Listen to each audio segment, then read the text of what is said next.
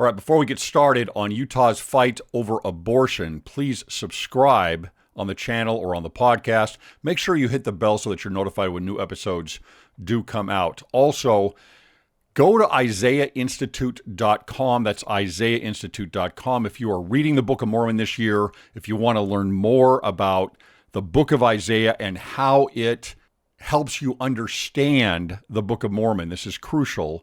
Really understand the Book of Mormon, you need to understand Isaiah. The Isaiah Institute does a great job of this. They have a free newsletter that will help you learn about the book of Isaiah. Go to isaiahinstitute.com, click on the newsletter at the top of the website, and sign up. Here we go.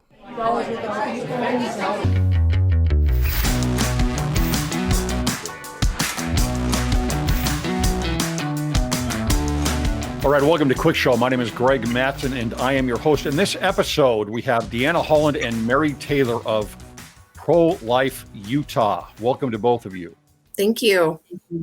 Mary, president of ProLife Utah, can you give us an idea of the origin of how you guys started? And then Deanna, if you'll go over kind of what you do.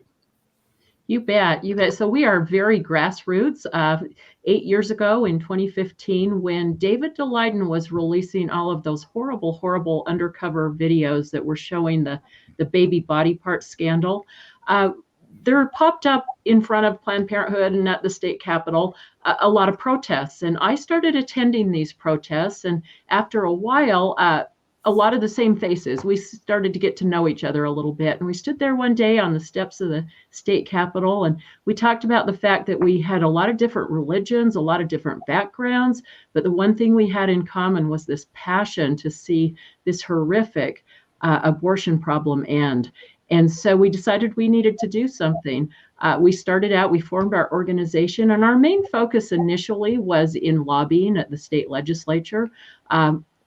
We quickly found out that while that was extremely helpful and useful, it was also very important to solve the problems that brought a woman into an abortion clinic. And so with that, our program began that Deanna's going to tell you a little bit about. Yeah, so in the beginning, it was difficult for us to find the women that we wanted to help. And so we started out really simply. We trained volunteers, and we stood in front of Planned Parenthood, and we approached the women walking in either for an abortion or the abortion-informed consent, and offered them a chance to see their unborn baby. And at the time, we didn't have a mobile clinic, so we just would send them to the Pregnancy Resource Center, and we were able to save some babies. Sometimes we got referrals, but it wasn't until a few years ago when we were able to purchase a used mobile ultrasound clinic. It's a Mercedes Sprinter van, that things really got going for us. We were able to have a sonographer there the whole time that we were in front of Planned Parenthood. So when we would meet these women and they wanted, to maybe see how we could help them and maybe wanted to see their baby, we could take them into this mobile clinic and show them their baby and tell them about our Life Grant program. And this program kind of started from the first few women that we helped. And we kind of figured out what we needed and what these women needed. And so right now, if a woman is abortion seeking and we offer her help and support, it includes three major things. 2 women to be her support and to help her with whatever is going on in her life that she needs help with. So sometimes that's finding a job or finding a new place to live. There's a lot of emotional support in there. And so we have this member. We have members of our women's support team, and each mom that we help gets 2 of them to be her team. Each mom also gets all of the baby supplies that she needs. We usually give them to her through a baby shower that's open to the community. And she just feels so loved and supported by even having just strangers come and celebrate her child with her. And then there's also a monetary grant that we give each woman, because although there are many reasons for women to be walking into Planned Parenthood for an abortion, they usually include 2 things, right? Lack of support and financial issues. And so those 3 things are really what we do that make us different from other organizations. We're very, very ministering focused. I had a mom that had to go to the ER. She was in a car accident on Saturday, and she called me, and I was there. So we just have this beautiful program. And at the beginning, it's all sidewalk advocacy and bringing them into our mobile clinic. And then more recently, we have a new program that has brought more abortion-seeking women to us. And we have had what we call the surge. And so we are saving more babies than ever before. And that's kind of why we're here, right? We're having the march. It's our fundraiser. And this surge is pretty exciting. Maybe we'll talk about that later. So let me back up a little bit. So when you're starting out, how at first were you trying to reach women with this? Because if you said eventually you got to the point where you stood outside of Planned Parenthood, I'll get to that in a minute. What did you try at first that didn't work? Can I take that one, Deanna? Sure. Because the first one was a pure accident. I was just hanging around by myself on a Sunday afternoon, and I got an email from a young woman who was looking for some answers, but it was pretty apparent that she was considering abortion, pretty abortion-minded, just had a few uncomfortable questions that she wanted answered. I was able to talk her into taking a phone call from me. And I must have been on the phone with her for 6 hours on Sunday. By the time I got off the phone, we were best friends. I met her for lunch a few days later, and we walked her through that pregnancy. It was not really our intention. We had talked about the fact that this was needed, but it wasn't our intention. But we walked her through that pregnancy and just supported her in every way that we could. To this day, we are very close friends. Her little 7-year-old boy calls me grandma.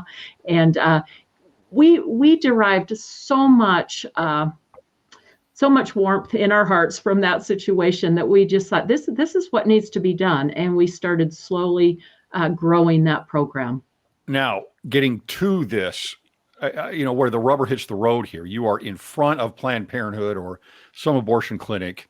What happens? Run me through an exact scenario or an example of what happens. I mean, I've seen this before, something like it, where I see people that, I don't know if you guys are using the megaphones or no megaphones or anything like that. Okay, so you're out front. Tell me what happens. How does this work? So our women are trained, we have actually a few men also, but they're trained through the National Sidewalk Advocates for Life program, which is a very loving, kind, just a really gentle program. We wear pink vests, we have gift bags, and we just kind of wave and say, hey, can I talk to you for a minute? Are you going in for an abortion? We have these resources available. What might be pulling you into this clinic for that? And is there any way we can help you? So we never use megaphones. There's no anger. There's no yelling. There's nothing like that. We are very peaceful and very loving in everything that we do. Okay. So again, can you give me a specific example of what you've been through on this? So one of the first sidewalk saves we ever had, we talked to this mom going in and gave her one of our gift bags, and she ended up going into Planned Parenthood anyway. And when she came out, she was looking down at one of our brochures. And so we re-engaged with her, and we were able to get her an ultrasound. She was able to see her baby. She really connected with our sidewalk advocate that day, who had been in a similar circumstance that she was in. And we just said, we're going to be here for you. And she accepted that and trusted us to follow through with that. What happens when a woman sees that baby? Our numbers last year were 82% that were thinking of an abortion chose life. Some of them don't. Some of them still walk into Planned Parenthood.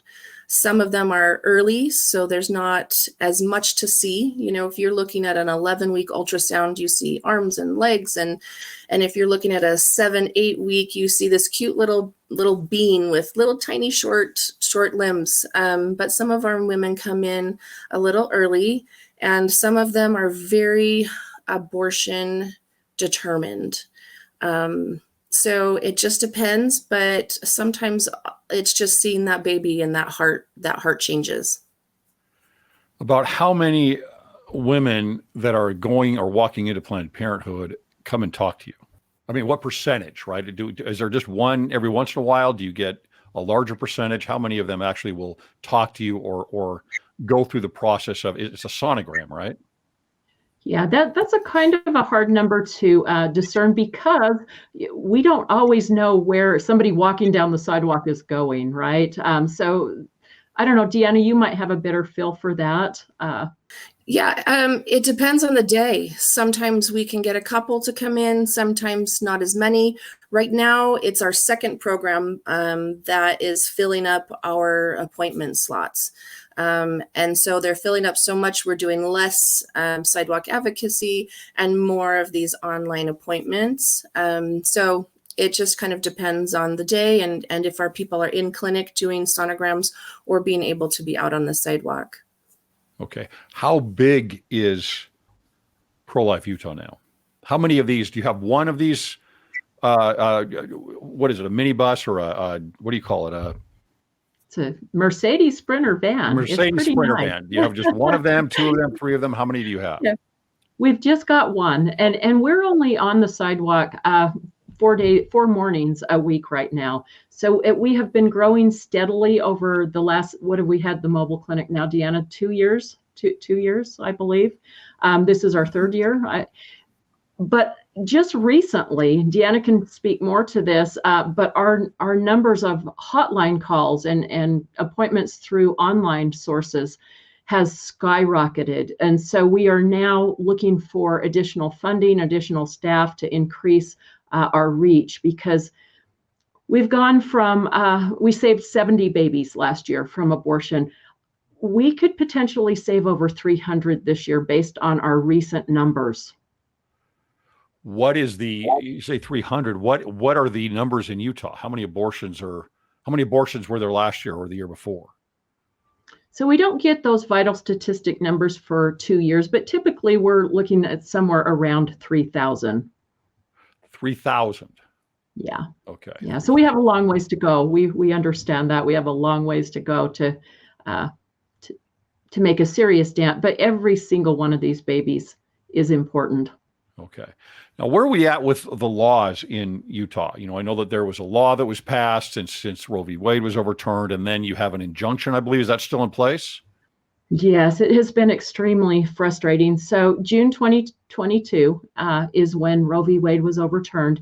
And in 2020, we had passed a trigger abortion law, which only would go into effect if Roe v. Wade was overturned. I have to be honest, I had no hope whatsoever that would be in the immediate future. So when that happened 2 years later, I was absolutely delighted.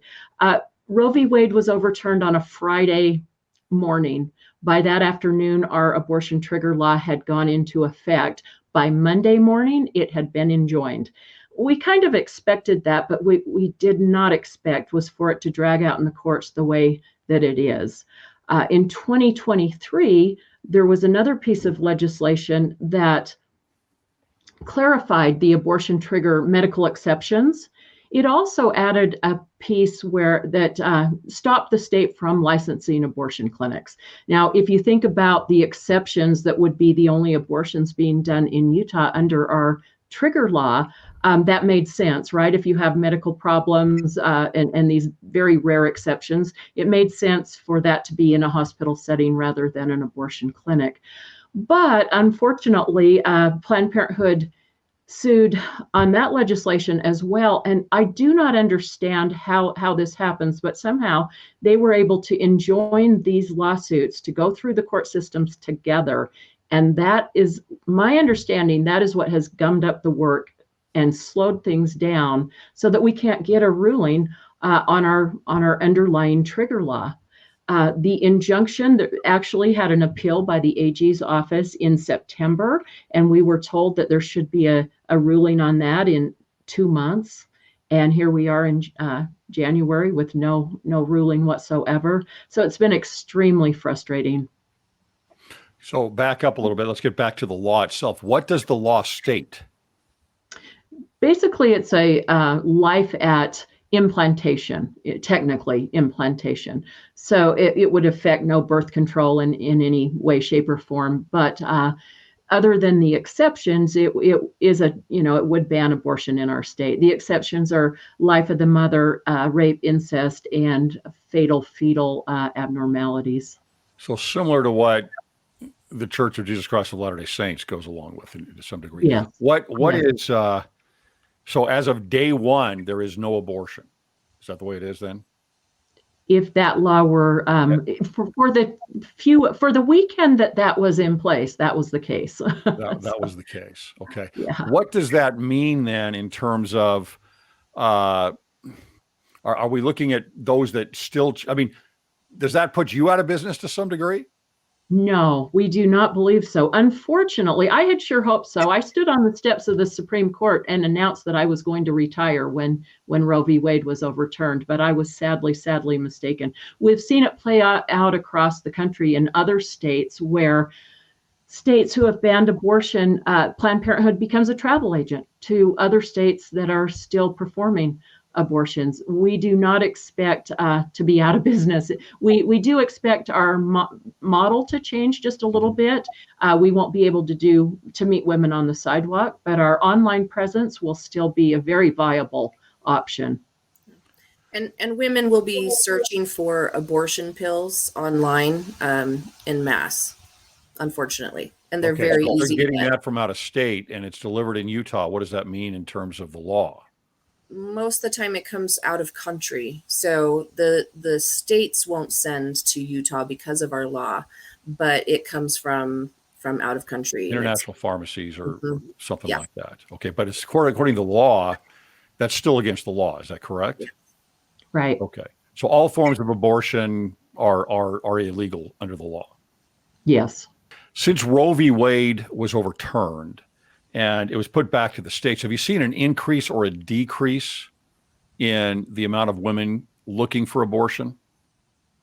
Here in Utah? Yes. Our numbers actually did go up. Now, there were a few things. We had COVID during that right before that. So there were several things in play, but yes, we have seen an increase. Idaho, we are assuming that we are getting women from Idaho here in Utah.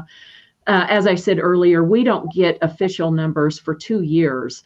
We can look at Planned Parenthood's annual reports. They have not released an annual report for 2023 yet, but 2022 was pretty horrific numbers. Yeah. How do are you going directly up against them oftentimes? If so, where are you playing with them? Where's the sandbox? It's in front of their locations, mostly their Salt Lake location. So they have done things like ask the city to rip out the grass, put in rocks and bushes to try to stop us from being able to stand in certain areas. They have now put a fence up right in front of the building at the Metro location. They have changed their parking in front of those two buildings. They now own both of those buildings. They used to rent one and own one. And so that gives them the ability to work with the city to make like a 30-minute or a 5-minute parking. And so they're basically doing whatever they can to kind of stop us from being able to be right there in front of them. And all it has really done is just shift us slightly to the side. But what would their argument be on this? This is what, obviously, because obviously there's an agenda, right? I mean, there's obviously an agenda because what is wrong with especially a young woman, but it's any woman going and seeing what's inside of her, right? And seeing the baby. Why would you fight that? What is the big deal? What is their reasoning? Yeah, so I would maintain that the biggest reason is monetary, is money. They make a lot of money in the abortion business. The other thing is maybe call it PR. Once the word gets out that little baby, is kicking and yawning and stretching and, their business is done. Their business is done when the word really gets out. Yeah, they spend a lot of effort to not humanize the baby. So one of the things that we did early on was work on the informed consent, because we sent women in to take their class and realized that they were not following the law. So under law, they were supposed to be describing the fetal development to the woman of her exact baby, of her exact gestational age, and they were not describing to her like they were supposed to what the procedure would do to the unborn baby. And so we worked to get that informed consent changed legislatively. And so it's really in their best interest to make sure that the mantra is always, it's not a baby, there isn't anything there, and so it doesn't matter, right? And that's really what they stick to. So what is being done beyond that? You're beyond what you're doing on the sidewalk. What is being done nationally or in Utah to make women more aware of where they're at, or give them the opportunity to see the baby inside of them? Yeah, I think that the predominant thinking in the pro-life movement is just what we're doing, that we need to address that problem that brings that woman into the abortion clinic in the first place. We see big organizations like Susan B. Anthony putting programs in place for that. We see little organizations across the country doing similar things. We see a lot of legislation designed at helping women who are facing unplanned pregnancies or who need the resources. So I think that's the biggest thing right there. Of course, the tug of war plays out across the country, bans in this state and all out abortion up to birth in another state. And unfortunately, that is going to continue for some time. Now, with the injunction in place, where does the law go? I mean, where does it go back to when Roe v. Wade was was in effect throughout the country? What changes? Yeah, not quite. So it's been an interesting history in Utah. We passed an 18-week ban. We were at viability prior to that, which is a moving target. I think we were looking at about 24 weeks at the time. We passed an 18-week ban on abortion in 2019. And let me tell you kind of a fun story about that piece of legislation, or at least it's fun for me. We started out with the exact same 15-week ban that Dobbs versus Jackson Women's Health overturned Roe v. Wade with, the exact same legislation. We were contacted. Now you have to remember, this is back in 2019, and the Supreme Court had a very different composition. But we were contacted by outside organizations that said, you know what? We don't think that you can get that 15-week ban to the Supreme Court. And we would really like you to up that to 18 weeks because we think there's a better shot. 2 years later, Mississippi takes the 15-week ban to the Supreme Court. But that was our little tiny piece of making history with the overturning of Roe v. Wade, right? And that was really the purpose of that 18-week ban, was to try to send something up to the Supreme Court that would overturn Roe. It wasn't because we don't love 17-week babies or 16-week babies. It was for that purpose, so that we could then have what we have now, right? Which is basically we're so close, almost save all the babies law in the state of Utah. Now, When Roe v. Wade was overturned, I was shocked. Honestly, I was like, this is never happening. Our culture has shifted. I know that there was a move in the percentage of people that were anti-abortion, and that increased some over the last several years. But it's almost like the culture and society had accepted this is the way we're going to live. Were you surprised when this happened? I was extremely surprised. I honestly thought when we passed our trigger abortion bill that maybe someday after I died, it might come into effect. I was very surprised. I don't think that the opinion was based on whether abortion was more accepted or less affected. Roe v. Wade was always flawed. The decision was always flawed. It was always on shaky ground. And I think we at last got a Supreme Court composition that was able to and willing to look at that and say so. Has the battle really even though changed? I mean, as we move it from a federal law down to a state law, what's the difference? Is there really a difference in what's going on? I mean, obviously you've got some states that have passed stronger laws, some have outlawed abortion, but how much does the battle really change? Because even if you remove the injunction, the pressure by the pro-choice side is still always going to be there. They're always going to be trying to change this. So the battle still exists. Exactly. The battleground has changed. The battle has not. And I think that was one of the saddest awakenings to me, to realize that the reversal of Roe was not going to do what I had hoped. And now we go back to two things that are the only things that are going to make a difference. One, that we solve the problem for women so that women don't go into an abortion clinic like they're going to a party. They go there because they're facing problems they don't know how to deal with, because they feel like they're backed into a corner. And we have to solve that. The other thing we have to solve is education. In 2020, let's see if I recall, 2022, Planned Parenthood's presence in our elementary school was up by 115%. What is Planned Parenthood doing in our elementary school? We go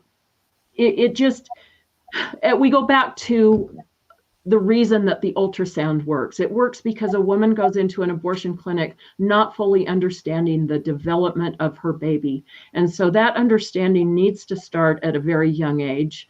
And between education and solving these problems for women, that's the only way we're really going to make a dent. How are you going to get education about a fetus and its growing into the education system? That seems like a very difficult task to me.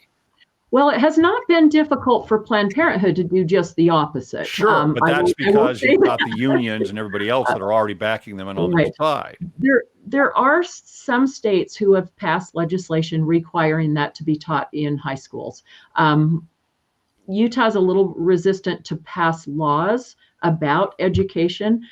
So you're right, it's an uphill climb, but that is where it starts, and it starts in your home, right? Teaching your children what a 11-week-old fetus looks like, so that they won't walk into a Planned Parenthood and fall for the, oh, that's a clump of cells story. Yeah, it just seems like such a weak argument, that here you have sex education in classes, and they're saying, well, we want to make sure everybody knows what they're in for, et cetera, venereal diseases and everything else. Well, what about a huge decision in a woman's life, whether or not they're going to have an abortion or not? Wouldn't you want the information and the education up front?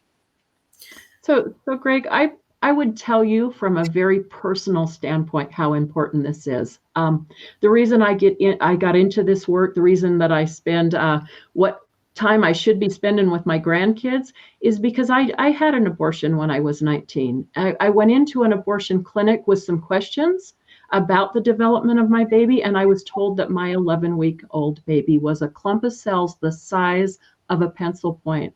My baby was 2.5, 3 inches long, completely formed, all of her organs in place, heartbeat, brain waves, little fingers and toes and fingernails and fingerprints.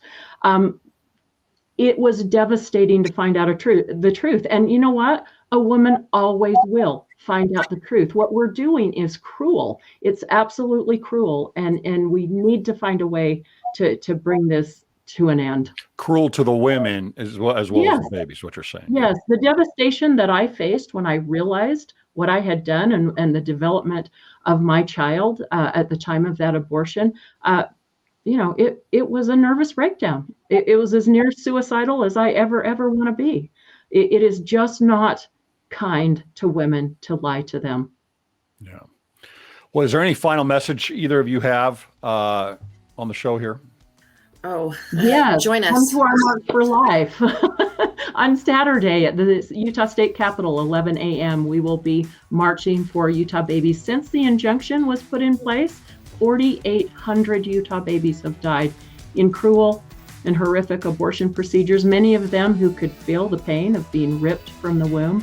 And so we will march for them on Saturday. Okay, and this Saturday, January 20th at 11 a.m. at the state capitol. Is that correct? Yes. Very good. Well, I wish you the best of success. Thank you both for coming on the show. Thank you, Greg. Thank you.